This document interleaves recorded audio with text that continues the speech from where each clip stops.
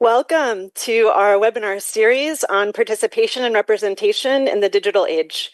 My name is Jenny Oser, and I'm a professor of politics and government at Ben-Gurion University. I'm also the principal investigator of an ERC project on this topic, and I'm honored to introduce our speaker today, Professor James Druckman of the University of Rochester. Jamie is an expert researcher of political behavior and experimental research in social sciences and has published dozens of high-impact and highly cited publications.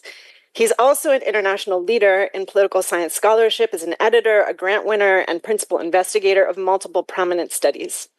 Jamie's talk today will focus on his co-authored article in the journal Science that conducts a mega study of 25 treatments that aim to reduce anti-democratic attitudes. To make the most of our time, here's how we'll run this webinar. First, Jamie will speak for about a half hour. Second, I'll introduce our course panelists who've prepared questions in advance based on careful reading of the article.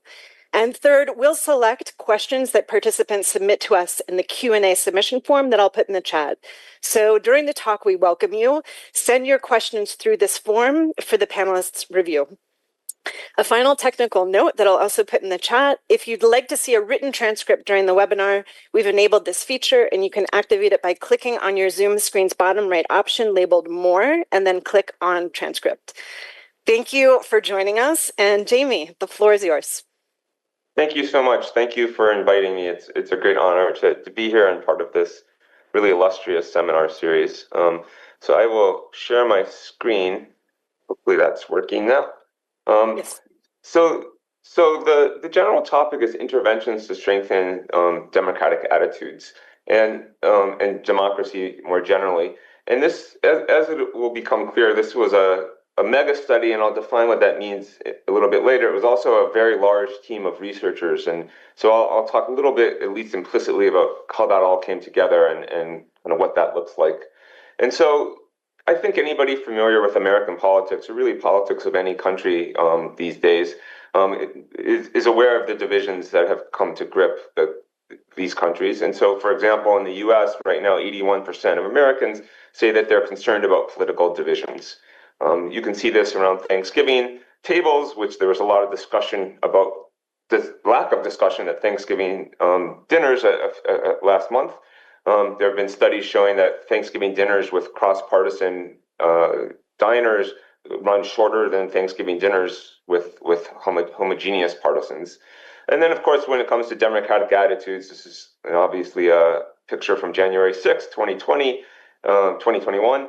And you can, I think most people are familiar with kind of the democratic implications of what went on there and kind of subsequently in the next, now going on 6 years afterwards. And so a lot of people, when they talk about polarization these days, they talk about it in terms of partisan animosity. And that's kind of a concept that has become quite central to political science. And this is the tendency of people identifying as in the US as Republicans or Democrats to view opposing partisans negatively. And it's often the canonical measure of that is a feeling thermometer where you ask people to rate the other party on a thermometer where 0 is very cold or unfavorable and 100 is very warm or favorable. And so these are just graphs of what it looks like in the United States. The first graph is just taking the difference between how you rate your own party. So if I'm a Republican, how I would rate Republicans, minus how I rate the other party. And you can see that the gap between those ratings have grown over time. And then the second graph is the independent ratings. So the top is the rating of the in-party. So if I'm a Republican, it would be the Republican rating. And you can see that's been fairly flat, whereas the bottom line is the rating of the other party. And you can see that that's gone down monotonically since about the turn of the century. And you can see these kind of graphs throughout. If you want to look at a comparative book, I think the best one is by Negev and colleagues, who kind of really looks at various countries and the origins of these dynamics. And then kind of relatedly but separate is support for undemocratic candidates. And that's the extent to which partisans support politicians from their own party who engage in what we might construe as undemocratic practices. And so to give you a sense of what's going on in the United States, this is a pretty recent evaluation from political science experts that was done by the Bright Line Watch, which is a project that is aimed at monitoring the state of American democracy. And you can see they placed the United States as well below a strong democracy and kind of marginally above the illiberal democracy. And so clearly this is a cause for concern amongst people in the United States. And so the question of this project, which was really launched actually, I think we started the project around 2019, so it was a very long process. And we asked, so these trends were obviously evident then. We asked, what are the most efficacious psychological strategies for reducing partisans' animosity? And what are the most efficacious psychological strategies for reducing American support for undemocratic candidates? And so we launched this project called the Strengthening Democracy Challenge, and that's what I'm going to subsequently talk about. And so it came in a variety of steps. The first step, and there was a lot of getting to this point, which was a couple-year process of kind of determining what exactly we wanted to study in terms of outcomes and how this process would work. But I'm going to black box all of those parts of it. So we started with an open call crowdsourcing, and so the solicitation for ideas from as many sources as possible. And so we wanted to get ideas for interventions specifically. And then we were going to test it in a mega study. And so a mega study is a massive experiment where you have many different treatments that are tested synchronously in a large sample. And the advantage of a mega study is that you're putting all these different interventions on the same outcomes, same time scale, same sample. And so you're able to really see how they compare to one another in terms of their effect on the outcomes that you're studying. So the first step, again, was this open call crowdsourcing. And so what we did here is we asked people to submit any experimental manipulation designed to modify participants' thoughts, feelings, or behaviors, specifically aimed at partisan animosity, support for undemocratic candidates. We also looked at support for partisan violence, which I'm not going to talk about. And they had to be online, they had to be short, no longer than 8 minutes, and they had to be ethical, meaning that you couldn't have deception. There were a variety of other requirements, but they could be videos, they could be text, they could be audios, and so that was what we put in. And then we spent a lot of time trying to spread the word about this. So we talked to academics, we talked to practitioners, we talked kind of around all kinds of academic disciplines. So the primary team doing this study were 5 of us, and we were from sociology, psychology, political science, and marketing. So 4 different disciplines were represented in this study. And so we spent a lot of time doing that. We sent out a lot of calls on social media and in emails. And so you can see an example of this. And this went on for several months that we were trying to drum up attention and applications. We did some targeting of people who are studying partisan animosity or undemocratic attitudes. And so we sent direct emails that we said, feel free to pass along. So we were, again, there was a lot of time into this. We ended up getting 252 submissions, so 252 individual, or actually some people did multiple submissions, but we got 252 distinct interventions from a total of 419 people. So many were co-authored across 17 countries, across all age groups. We got some submissions from high school students.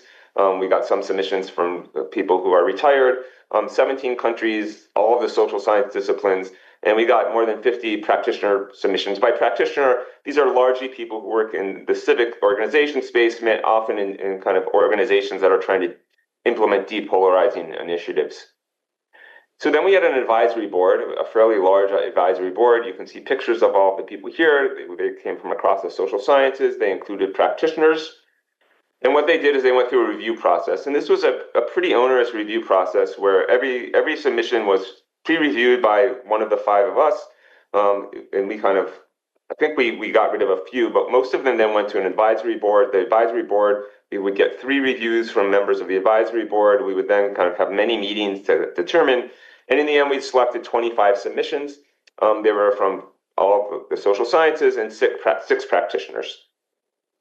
I'll show you, time permitting, which I think we will have time, I'll show you some examples of the treatments later on, but there was a lot of different treatments. We had kind of a video. One was a Heineken commercial about kind of people coming together. Kind of another was making a reference to the Statue of Liberty. We had one that was a meditation. We had one that I'll show you later, which was a commercial for the gubernatorial race in Utah. And so there was a pretty wide range of treatments. And so then we kind of had these treatments, and so then we had to test them. So we have a mega study. And so for the mega study, the sample was American partisans, and so there were no pure independents in our sample. People who lean towards one party or another were included. we engaged in quota matching, so this was not a probability sample. It was we spent a lot of time looking at different vendors and considering the resources that we had. We ended up using what we think is a very high quality quota match sampling. And so we were matching within parties. So we were matching the geographic, demographic benchmarks for Democrats and then separately for Republicans. So we were trying to make sure we had fairly representative samples of each. And then the experiment we were aiming for 32,000 people. We ended up with slightly over 32,000 people, and that made us pretty well powered to detect small effects.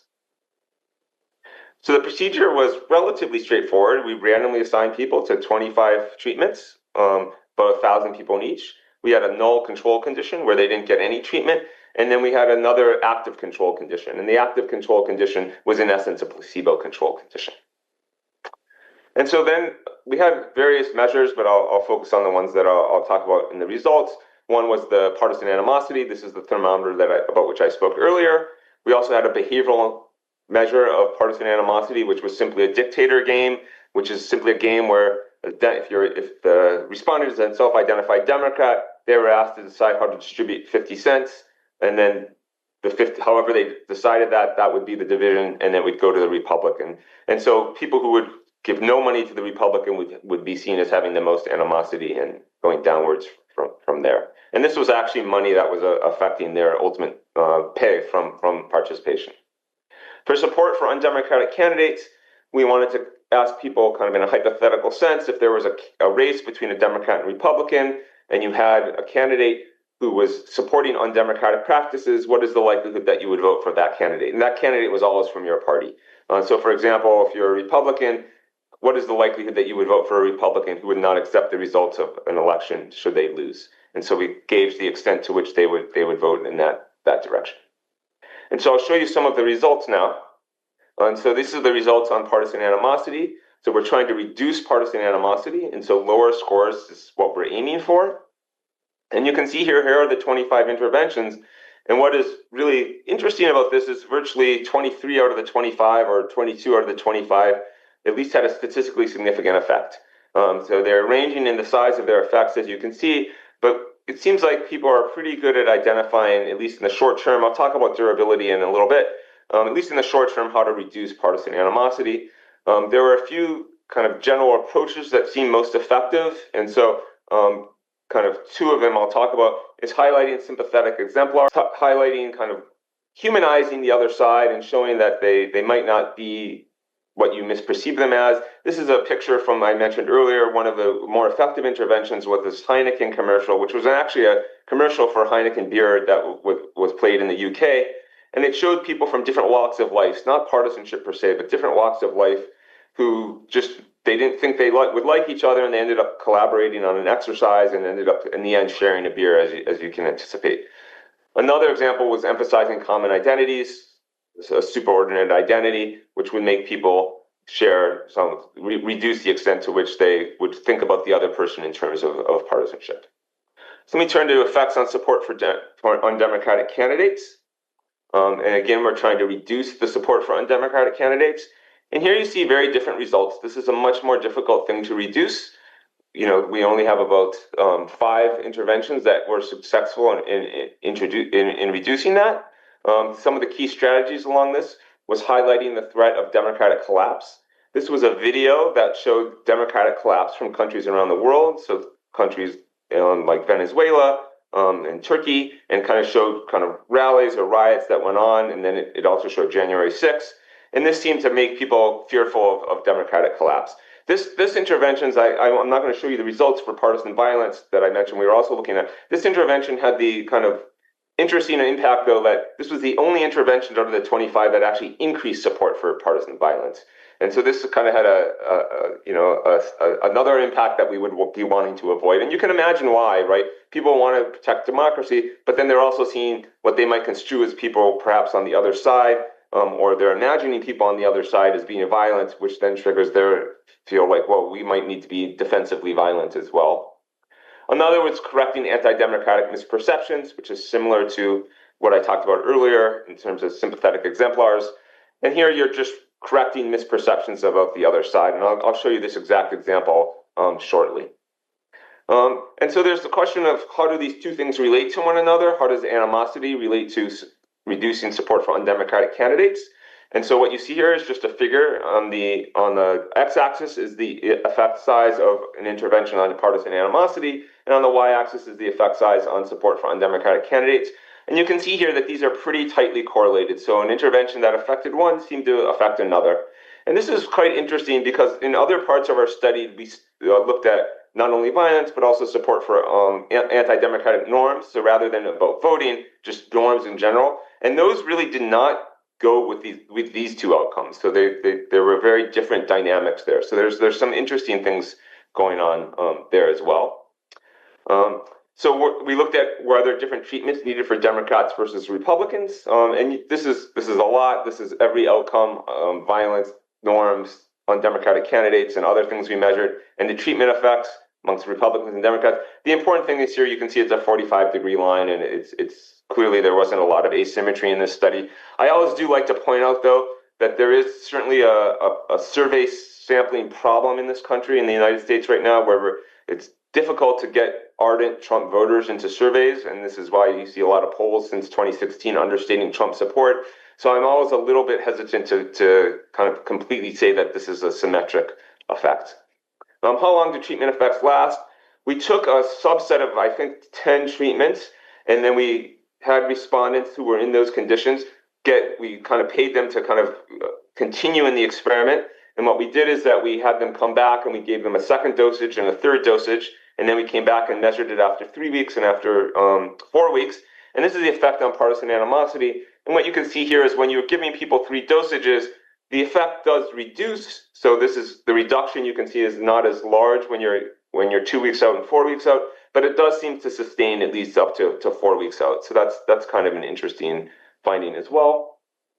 The results, as Jenny mentioned, were ultimately published in this Science article, which was also an interesting experience of kind of going through that review process. You can see that we included kind of everybody who submitted an intervention. So not everybody who submitted an intervention, but anybody from the 25 interventions that we tested. So there were lots of co-authors.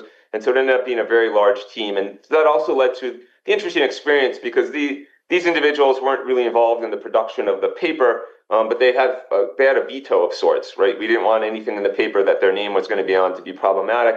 And so predictably, there were a few of these co-authors that we had to spend a lot of time having discussions with kind of about certain small claims in the paper. And when I say small claims, they were really small claims, but they were very, understandably so, they were very focused on their interventions and wanted to make sure that they were portrayed right. And so, right, you can imagine, actually, we didn't have a problem with the Democratic flaps video that increased violence. The authors of that had no issues at all, but you could have imagined, right, they might not want to be portrayed as sponsoring an intervention that increased violence. So you can imagine that. So I'll show you kind of 2 interventions that seemed particularly impactful kind of across outcomes.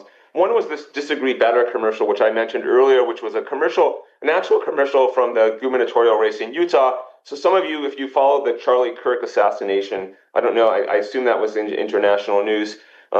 So that you might recognize the person on my right. It was just Spencer Cox, who's the governor of Utah. So this is when he was running for office. And so I'll show you what that commercial looked like if I'm able to navigate that. We'll see if that works. I'm Spencer Cox, your Republican candidate for Utah governor. And I'm Chris Peterson, your Democratic candidate for governor. We are currently in the final days of campaigning against each other. But our common values transcend our political differences, and the strength of our nation rests on our ability to see that. We are both equally dedicated to the American values of democracy, liberty, and justice for all people. We just have different opinions on how to achieve those ideals. But today, we are setting aside those differences to deliver a message that is critical for the health of our nation. That whether you vote by mail or in person, we will fully support the results of the upcoming presidential election, regardless of the outcome. Although we sit on different sides of the aisle, we are both committed to American civility and a peaceful transition of power. And we hope Utah will be an example to the nation. Because that is what our country is built on. Please stand with us on behalf of our great state and nation. My name's Spencer Cox. And I'm Chris Peterson. And we approve this message. So this was interesting for at least 2 reasons. One is that across outcomes, this clearly had the most consistent and largest effect. And so that was, at least to me, that was a little surprising going in. And then the study did kind of get the attention of Spencer Cox himself, and he actually has started an organization called Disagree Better, and he's trying to coordinate with governors around the country, and I think other local state level politicians, to try to do things like this, like have people from different sides put out rhetoric that we typically would not see on the national level. And so this was a kind of definitely one of the interesting ones. You would identify yourself as a Democrat or a Republican, and then you would be asked a series of questions, and after each question, you were then given actual results of a survey that demonstrated the question. So, for example, one of the questions would be, what percentage of Republicans, if you're a Democrat, what percentage of Republicans do you think support ignoring decisions of courts? And a lot of times people would overestimate that the percentage of Republicans that would support that was quite high, and then you would get an answer that actually it's much lower than you may have anticipated. And most people were overestimating that. Of course, if you weren't, then the real data were not particularly compelling or meaningful. And other types of questions were recognizing the results of an election, moving polling places so they only advantage your party. And so it went through a series of these, and then it gave a summary of where you stood. And the idea here is that we often have caricatures of the other party, and we view them as particularly anti-democratic or particularly hateful or as particularly violent. And so if we're able to correct those misperceptions, then that can be effective as an intervention technique. And again, this particular one was notably successful. I would say we had about 10 or 11 that were along similar theoretical lines that were trying to correct some kind of misperception. That was by far the most popular type of intervention that we received as a submission, and the most prevalent one that we were in our testing set. And so coming back to kind of wrapping up, so to give you a summary and kind of where we're going, and then I'll briefly talk about other things that came out of this project. Right, so step one was this open call crowdsourcing. Step two was the mega study. Step three is, so that was kind of where we ended with what I've spoken about so far. We then kind of have been implementing a series of survey experiments where we're trying to identify the mechanisms underlying some of these interventions. Virtually all of the interventions were bundled in some extent, like there were lots of potential mechanisms, so we're trying to isolate what some of those are. We also are trying to look at the durability of some of these effects.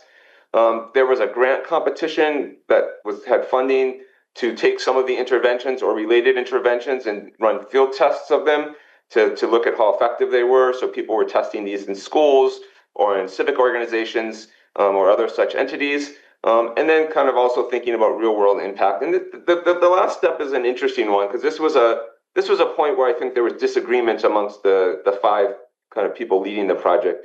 I think some of the people leading the project saw these as actual scalable interventions that you might be able to take and think about setting off into the field. I think the field experimental test, step 4, was a little bit along these lines that some of them were thinking about.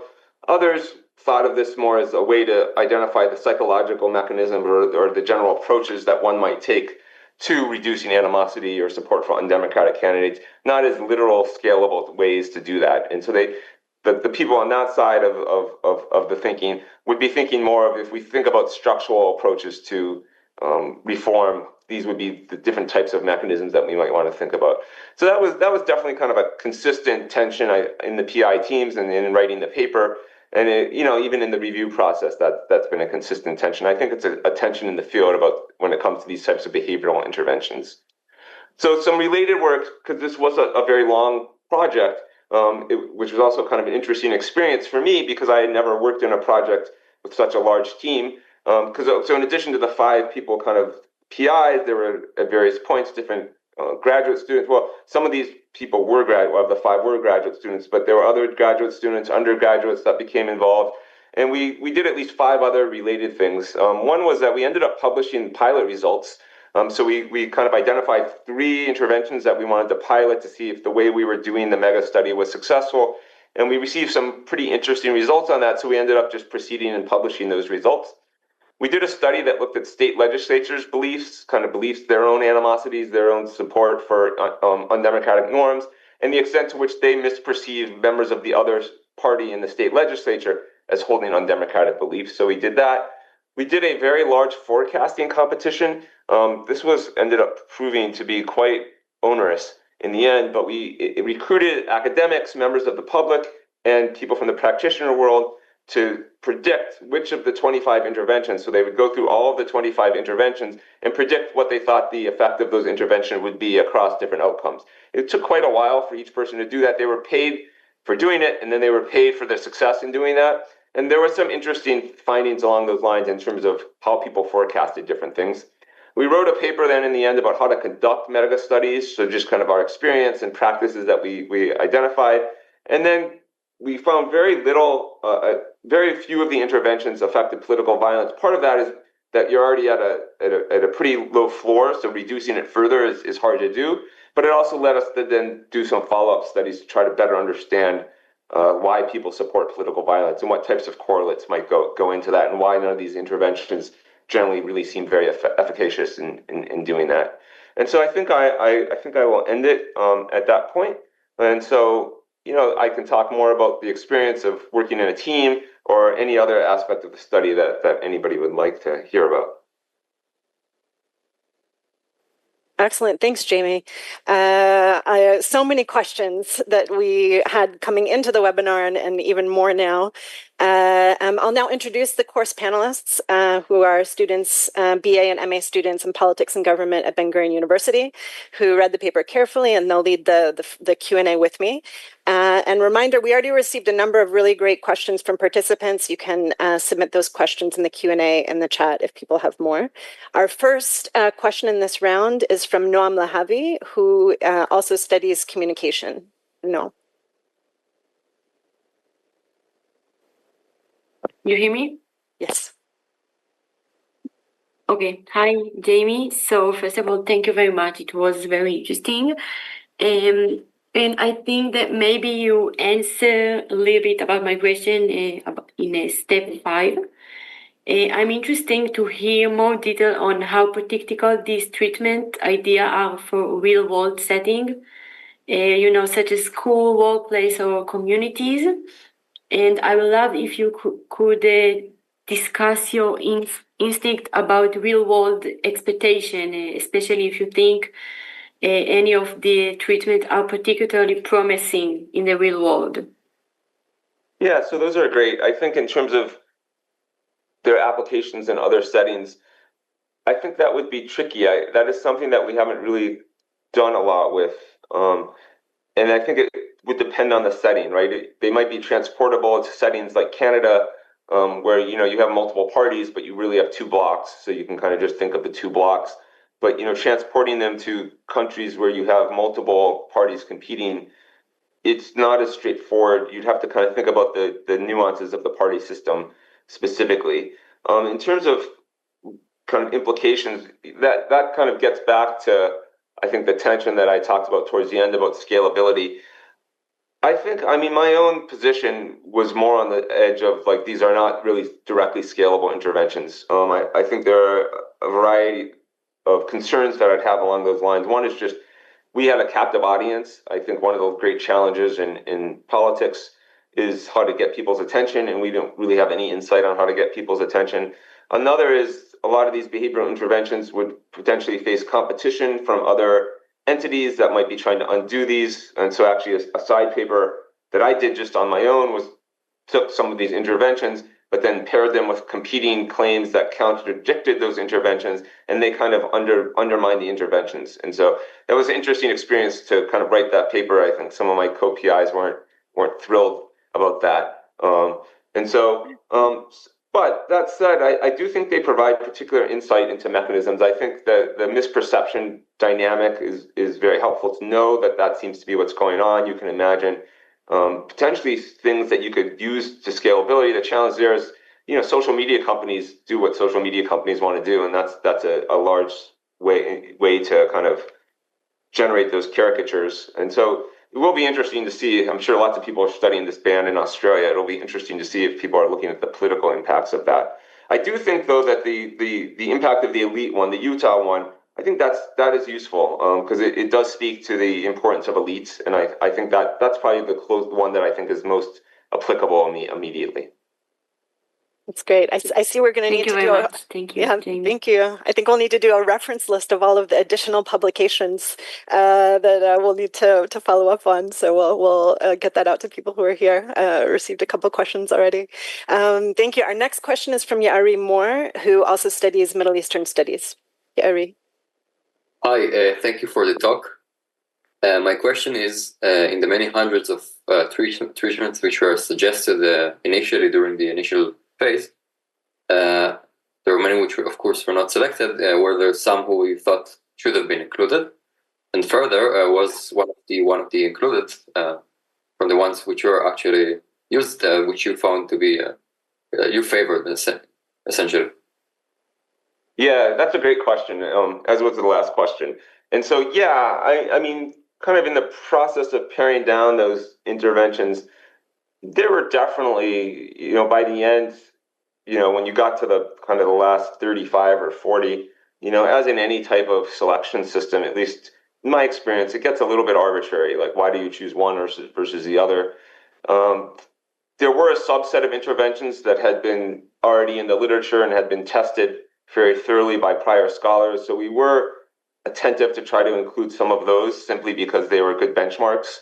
And so that was kind of one of the things. Then, beyond that, once we got down to that, we wanted some kind of heterogeneity, both in practitioner background, professional, kind of academic, kind of nature of the intervention. So we didn't want to have 25 misperception interventions. And so, some of those considerations came in as well. Your question also raises the question is that we do have these other 225 or so interventions that went untested. And so we had talked about at various times of doing an adaptive experimental design, which is where you can test a lot more at once and you kind of watch how it's doing. And if it's not doing well, you stop testing it and you move those respondents to another treatment arm. And so I don't think we're ever going to end up pursuing that, but it would be an interesting thing to pursue because there could be a hidden intervention in there that's particularly effective. Yeah, I think in the end, my favorite one was probably the Utah one, which I really was down on, as I mentioned initially. I kind of didn't really see it for whatever reason. I think some of the ones we included were probably not that useful. I think the meditation one had pretty weak effects. There was another one that was kind of just looking at a blue dot, which I think I don't recall what the proposed mechanism was there. But now we know that meditation in this domain does not seem to be as effective, at least when doing it in an online setting. Part of that, though, the meditation one was really long. It took up the full 8 minutes, and it was very repetitive. It kind of kept giving you can go on there's a web page for this project, and you can look at every intervention on that web page. You can start that one and see at what point in the meditation one you're going to start feeling not relaxed because it's so long. You start to get stressed. At least I do. That's great. Thanks, Jamie. The next question, we also discussed a bit in our class, the meditation one. So now we know that we can go to the treatment. We're going to have to do that as a group activity. The next question is from Isaac Wiesen, who also studies sociology and anthropology. Isaac. Hello, Jamie. Like your talk, I want to ask you what model of democracy the treatments aim to support. For example, do you think the question of which treatment are most effective matters if you have in mind the models that range from Schumpeter minimalist democracy to Carol Perelman understanding of participatory democracy? Yeah, so that's also a really excellent question. So I focused this talk on animosity and support for undemocratic candidates. And if you read the paper, you will not find much discussion of the undemocratic candidate one. And the reason for that is that we initially said when we pre-registered and kind of launched this competition that we were going to look at 3 outcomes as a focus: partisan animosity, democratic norm attitudes, and support for partisan violence. And in that sense, we were, probably thinking about a sense of kind of liberal democracy that is, much more than kind of competitive elections, right? Because we were worried about norms and kind of enforcement of those norms. We were worried about kind of violence and so those types of dynamics.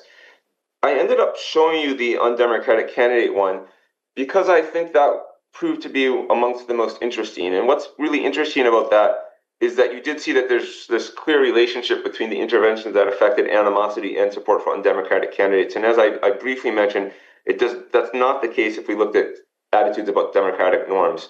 And I think the mechanism there is that when you're thinking about candidates, you are thinking about how much you like them. There's an interpersonal evaluation of that, which connects to animosity. Whereas when you're thinking about norms, there's not an interpersonal evaluation. So that was a very kind of meandering way to get back to. I think in the end, it speaks more to a pretty minimal conception of democracy, where people are making choices, and their choices are going to be for candidates who are more or less democratic. And so I think that it has the most implications for that kind of conception in the end. Excellent, thank you. Our next question is from Blessing Idagu, who's in our MA program in African Sustainable Communities, and she joins our class via Zoom from Nigeria. Blessing. All right, thank you, Jamie, for your work. It's really an interesting work. From what you had shared and from the papers we read, we saw that your work covered, like you mentioned, 17, you got treatment suggestions from 17 different countries. I would like to understand if these treatments, even though applied in the US, if there are any way if it has been applied in any other country, and if you think any of these interventions can be applied in any other country. I'm very interested in Nigeria and in the African context, and if there are ongoing papers that have started this work. Yes, that's another excellent question. There definitely has been work in European countries that have taken a subset of these interventions and looked at them, and with varying results, I believe. I have not seen work in the African context, or the Asian context or Latin American context, which does not mean that there isn't. In fact, I would guess that there very well may be. As many of you know, these literatures have become enormous, and so it's virtually impossible to keep up with all of it. I think the literature on affective polarization is probably amongst one of the most prolific in political science, and so it's hard to keep up. And so I'm hesitant to say with much certainty what has and hasn't been done since. But yeah, I do think that there are some interesting questions, particularly about some of the mechanisms which I think could be used to kind of think about what interventions may be effective in different contexts. Excellent. That's great. We noticed in the conclusion of the paper, it's very clear that this is, the conclusions are limited to the US context. So to know that there's already been similar work in Europe, we'll follow up to learn where to go from there for further not by us, by yeah. Mm-hmm. Excellent. Thank you. Good. And our final question in this first round from our students is from Jonathan Beneches, who also studies communication. Jonathan. Hi, Jamie. It was very, very fun to hear you out. My question goes like this. The study found that several interventions backfired and caused the opposite effects of what the treatments intended. I'm curious if these findings surprised you and your co-authors, and if you think steps could be taken in the real world to minimize the backlash effects found in the survey. Yeah, it did surprise us. We didn't anticipate any backfire effects. We didn't, I think that's part of kind of this, I mentioned this fourth kind of step, which is this survey experiment to understand the mechanisms. And so the one that I think we've spent the most time in kind of talking to the authors of the violent one that kind of prompted violence and trying to kind of revise that. I think the reason that one particularly backfired is, as I mentioned, it does create a perception of the other side engaging in violence. So in a way, when that's bundled with a misperception correction, which is kind of built into the video, it tends to not backfire as much. And so I think you'd really have to go on a case-by-case basis to understand that. But it does certainly raise some important concerns about launching these interventions. And I say that because they're backfiring in the outcomes that we looked at. But if you're really going to pursue these in a scalable manner, you really have to think hard about other types of outcomes that they could affect. Right? We selected a set of outcomes, the ones I've spoken about, and a few others that we measured. And there were backfire effects, as you stated, but there's other backfire effects as well that we weren't looking at. There's other potential backfire effects, right? We weren't looking at things like, as I mentioned before, important interest in politics, and engagement in politics. I don't know if this could potentially have backfired people wanting to avoid conflictual political interactions, even as they reduce their own animosity. We don't know. And so I do think you'd have to think very carefully about the set of outcomes that could be potentially impacted by these interventions. And I think that's, I'm not an there's like a whole branch of psychology that is intervention science. I don't know how that's dealt with in that domain, but I'd imagine it would be very difficult. It's kind of like a medical treatment. You have to think of all possible side effects. Yeah. Excellent. So thanks, Jamie, and to our panelists for this first round of Q&A. And for the second round, we received a number of excellent questions from our guest participants already. So we'll start with those. And if we have time, we'll proceed to some additional questions that we thought of as a class. The first one that we'll take, and this is from people who wrote into the Q&A and said they were up for asking the questions on their own. We'll start with those. So we'll start with Dror Marcus from the University of Zurich. Dror, if you can unmute yourself and introduce yourself. I see we also have just an amazing group of researchers here from pretty much every university in Israel and a number in Europe, Eastern Europe, around the world. So thanks everyone for joining. And Dror, can we hear your question? Yeah, hi, thanks. I really, really like this reading the paper and the presentation now. And Dror, first introduce yourself in your current role. You're a postdoctoral researcher. So I'm a postdoctoral researcher with Fabrizio Gilardi at the University of Zurich, political science, looking at digital politics, I guess we could call it, overall. So there was two questions that I was thinking. One is in terms of the survey respondents, was there consistently any sort of motivation or even universal agreement that reducing partisan animosity is a positive thing? For example, is this considered something that normatively that they would even agree with or want to do? And also, I'd be interested if you think that this reducing animosity and these promoting democratic norms, is it different than broadly persuasion? Yeah, would if it was for a different for a marketing product, would these interventions work in the same way? Or if we take advertising, again, is this a unique task or issue? Thank you. Yeah, and I'll add, we also discussed in our class, Jamie, related to Dror's question, not only did the respondents see it as a normatively good thing, but did the researchers across the team sort of have a consensus that it is a clear normative goal to reduce the outcomes that you studied? Mm-hmm. Yeah, so really two excellent questions. The normative one, I think a starting premise for us was that in the given context right now, or when we did the study in the US, it was normatively desirable to reduce those things. And I think it's a fair question, kind of what is the normative benchmark you'd want, especially when it comes to animosity. I mean, I suppose I would take the position that, I suppose you can conjure scenarios where even undemocratic actions might be valid if the other side is engaging in them as well. But just thinking about animosity, it's kind of unimaginable to have a system where there are multiple parties where there's not animosity between them. And so and polarization more generally, some degree of polarization is quite important, right?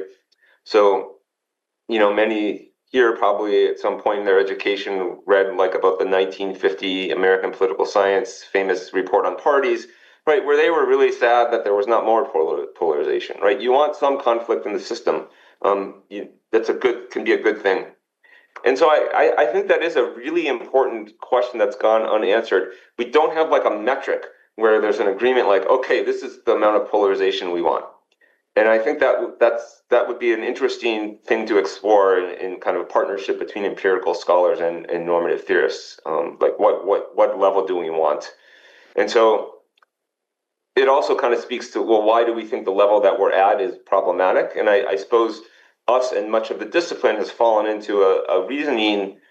I don't know if it's bad reasoning, but it's lazy reasoning. But you see a trend, and the trend is moving in a direction that looks dramatic, and you say like, okay, that concerns me. And I showed you the graph of the trend for partisan animosity, and it's moving. It increased dramatically, and so that seemed to concern people. And so I think I think it's a fair question. I do think that the general public in the U.S. is concerned about this. I started with that survey of 81%. Americans, it was not specifically on effective polarization, but as a general matter, I think when you ask people, they express concern about that. Whether or not they would be expressing concern under any conditions is a fair question as well.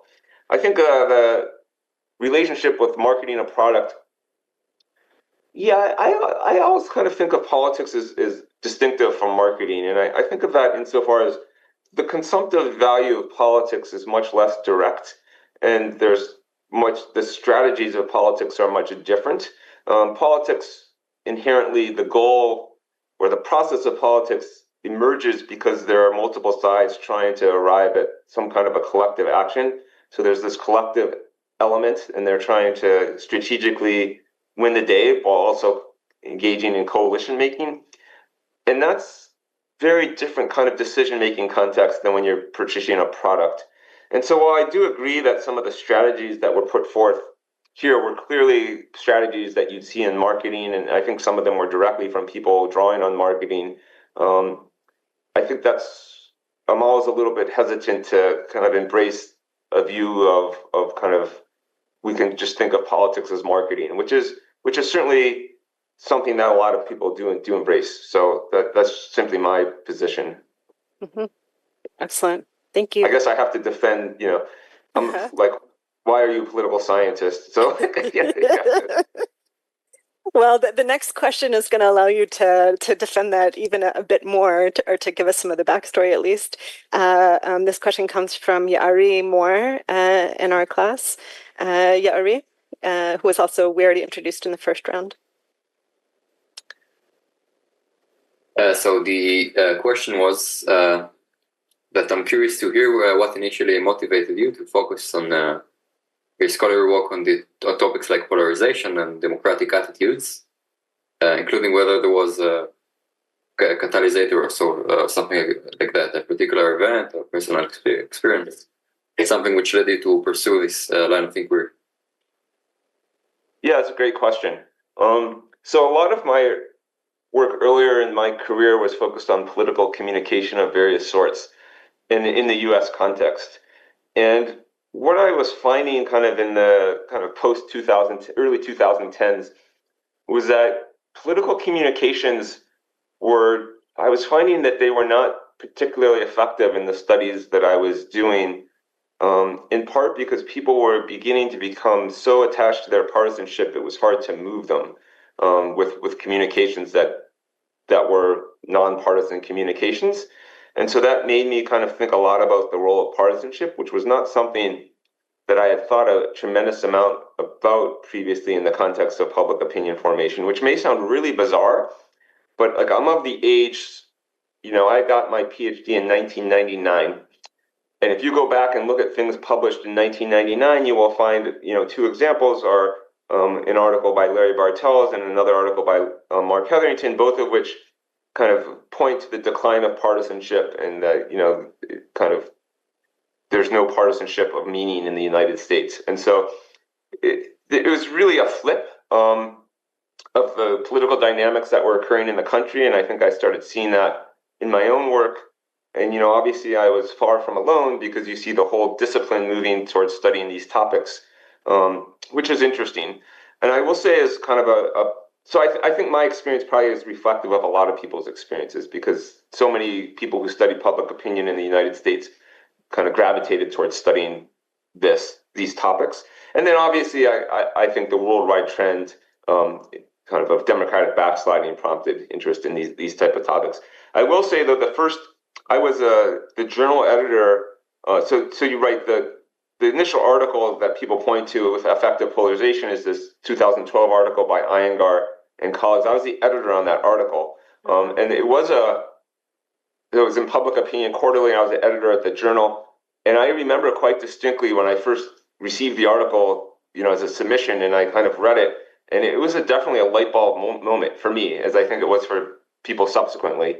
And so in that sense, I got the advantage of being able to think about this kind of early on.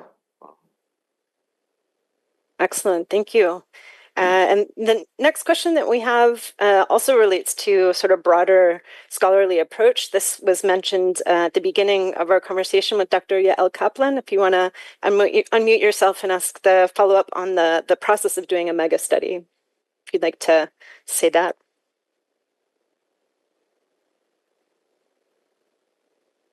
I think you're still muted. We'll see if we can. I can also ask it on your behalf because we sort of had it come in. Yeah, I was curious, and others are curious about, how is it to do this kind of a mega study? Tell us. Yeah, you wrote an article about it. We want to read that article. Would you do it again? Do you think this is a good way to do science? We want to know. Yeah, so that's a great question. I think there are advantages and disadvantages so I'll answer it first, kind of the role of mega studies. And I think an advantage of mega studies is that it does allow you to kind of directly address publication bias concerns, right? You see kind of null results, and they're going to be part of the mega study, and you're testing things on the same metric. And so it does allow you to kind of understand different types of treatments on an equal playing field, if you want to think about it in that sense. And you can be fairly confident that you're seeing things that are true or not true.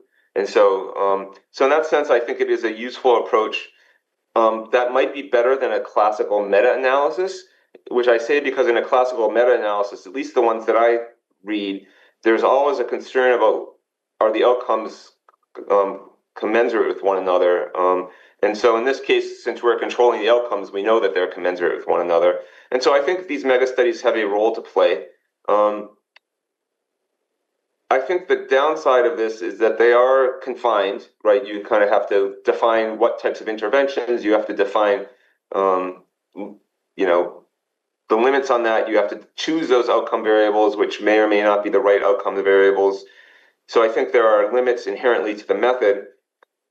And I also think that there is major kind of potential resource inequality in the mega studies. It was expensive to do the mega study. The mega study ended up being kind of done by people at coming out of fairly wealthy universities. We tried to be very attentive to submitters based on to make sure that we were reducing potential inequalities. I don't think we necessarily succeeded on doing that in the end. In a way, when you're doing a mega study, you're doing a large study with people, and you're bringing in a lot of people. And so you're going to bring in people who are networked into that study and into that world. And so I think that's a serious concern, particularly as you see more generally in the social sciences, the rise of research teams. And so I think that's worrying to me, which I don't think has been discussed sufficiently. Would I do it again? Yeah, potentially. If it was the right topic. I mean, you really have to also make sure you're doing it with people that you enjoy working with, because there are just so many tedious. I mean, we spent probably 6 weeks talking about what that active control condition was going to look like. Like, you just get into, as many of you can imagine, in writing any paper, there are so many little things. You spend weeks on a footnote, and this is just kind of doing that, but on a kind of a hyper level. And I also would say, when we started, at least for me, I had no idea what this was going to look like in the end. I didn't realize that it would be successful and kind of produce other papers. And so that's hard to know in that sense. Amazing. That's an equivocal answer, I suppose. Well, and an inspiring one to see how much has come out of something that you weren't sure about at the beginning. May we all have such uncertain beginnings and successful paths. Let's wrap up with a final question that a student prepared in advance. I'll turn to Blessing for the question that you prepared for the second round. All right, thank you, Jamie. Yeah. My final question would be, since this seems to be it seeks to address a practical effect on democracy, I'm wondering if this study has changed the way you look at research and the role of scholars in strengthening democracy. Such a good question. I certainly changed the way I think of research in this topic area, some of the acute findings. As I think this is probably the third or fourth time I've said, like the Utah Q result kind of changed the way I think about the role that elites might play. So that was educational for me. I do think kind of along the lines that I was discussing before, I obviously have a much better understanding of the role of mega studies in the production of knowledge. And so, yeah, I think in all those ways, I think it has impacted me pretty significantly. And then it also has kind of alerted me to the limitations of the approach along the lines of that I was just discussing. And so, and then there are other limitations as well, right? You're looking for main effects. And I think one of the big concerns in a lot of these experimental studies is that they're always focused on, not always, but most of the time they're focused on main effects. And so we look across parties, but you're not really statistically powered. You're not really focused on looking at heterogeneities. And so I think that's another limitation as well as of a lot of this work. And so I think there are trade-offs. And I did become, last comment is, my thinking has changed in terms of communication. I like the way this mega study went. There are a lot of other mega studies or similar type intervention studies that went on during COVID, at least in the United States, kind of like messages to prompt people to get vaccinated. And there are kind of other things in the health domain. And then there are kind of more of these types of things in the political domain as well. And there are a fair amount of them in kind of on just kind of trust in institutions or science. I have concerns about that general approach to communication as an effective approach to communication. It's a very top-down approach. I think it proved in the United States that was the general approach taken by the government across administrations, was very, here's the science, this is what you should do. I think it proved very weak. I think you really have to think about communications from a more bottom-up perspective, especially when it comes to things like public health and democratic health as well. So in that sense, I kind of found myself in a pretty different kind of thinking than when I started the project. So it was definitely kind of an evolution for me. That makes sense. Wow. Well, clearly there's more research to do then with these new thoughts, right? The bottom up and top down piece of it. I see work coming out from that team already, aiming to get at that. So excellent. Thank you so much, Jamie. Thanks our course panelists and all of you who joined us. We look forward to the next and the final webinar of our fall series featured on this slide, January 14th. Professor Anja Neuendorf, the University of Glasgow, who is also running one of these ERC grants, is giving a talk on promoting democracy through social media. So we look forward to seeing you then. And thanks, everyone.